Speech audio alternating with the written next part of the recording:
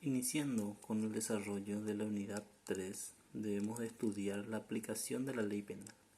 La ley penal tiene un ámbito de aplicación que le establece o lo regula la Constitución Nacional y así también el derecho penal. Entonces, la propia ley establece a cuáles hechos punibles, o cuáles hechos, mejor dicho, afecta al derecho penal, cometidos en qué tiempo, en qué ubicación geográfica. Todos se tiene que dar una conjunción de situaciones para poder establecer de que es aplicable el derecho penal a un determinado hecho acontecido, ¿verdad? Entonces, eso es lo que vamos a ir abordando de a poco en esta unidad.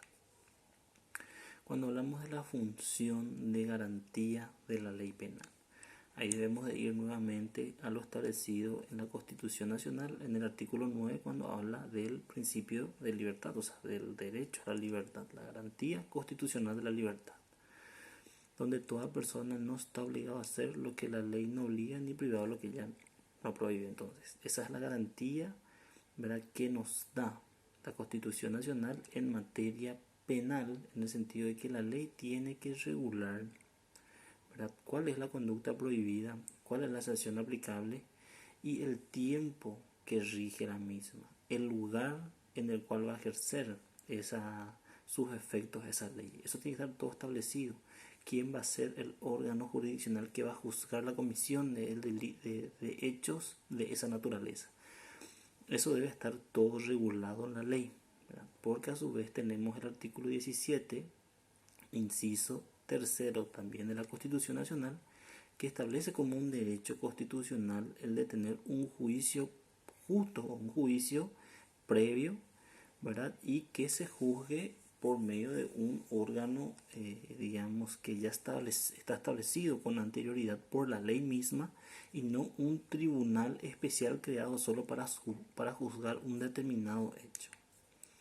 Ahora, cuando hablamos del principio de determinación, que es muy similar al de taxatividad en vista de que las normas penales tienen que ser determinadas a los efectos de que se pueda conocer con claridad cuál es la acción prohibida, quiénes son los autores que pueden cometer un determinado delito, quién es el afectado, cuál es el bien jurídico protegido y cuál es la sanción aplicable de manera clara y precisa, ¿verdad?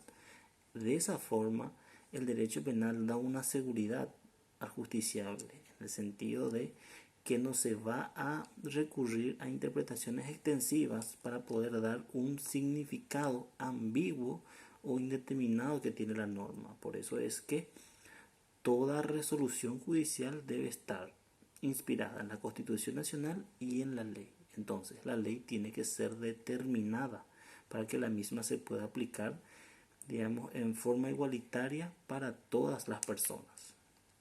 Cuando hablamos una vez más de la prohibición de la retroactividad de la norma, tenemos que irnos otra vez al artículo 14 que ya estuvimos hablando, donde se reconoce como un derecho, ¿verdad?, de las personas el que las leyes rijan para el futuro, que no tenga un efecto hacia el pasado.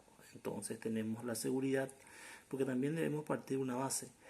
Si una norma rige para el pasado, entonces también se violenta el principio de legalidad, en vista de que si la ley rige para el pasado, entonces nosotros hoy podemos cometer una acción que no está prohibida por el derecho penal.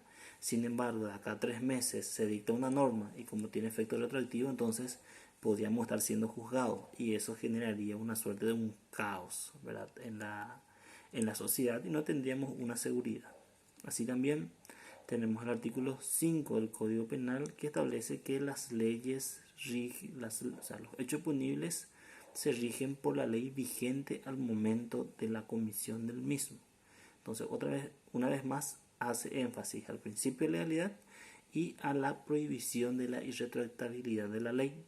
También la parte procesal en su artículo 11 del Código Procesal Penal regula también la irretroactividad de la norma. Ahora, hablando de derecho consuetudinario y de la analogía, ¿qué entendemos por derecho consuetudinario? Se habla del mismo ¿verdad? Y es sinónimo del derecho que no es escrito, porque se rige por la costumbre. Entonces, es la forma a través de la cual un determinado grupo de personas resuelve una determinada situación, ¿sí? Esa es la costumbre, ese es el derecho consuetudinario.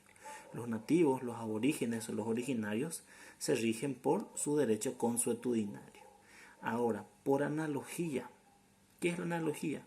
Y la analogía lo que busca es suplir aquellos vacíos en la norma, ¿verdad? O lo que busca es establecer que una causa que ha sido juzgado en un determinado sentido y otro hecho que comparte características similares necesariamente tienen que ser resueltas de la misma forma, ¿verdad? Entonces lo que uno busca señalar ahí, que por analogía se tiene que resolver de la misma manera que el otro caso que estamos señalando.